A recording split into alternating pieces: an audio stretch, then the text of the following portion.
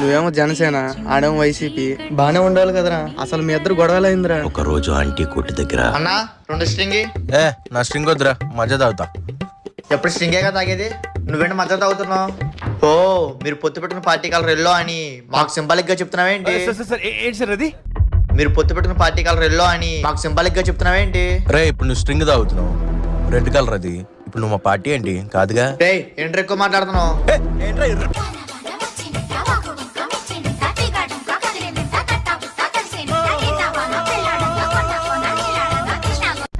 మా జగన్ సీఎం అయిన తర్వాత నీతో మాట్లాడతా. రేయ్ మీ జగనన్న సీఎం సీట్ లో నుంచి దింపాకే నీతో మాట్లాడతా.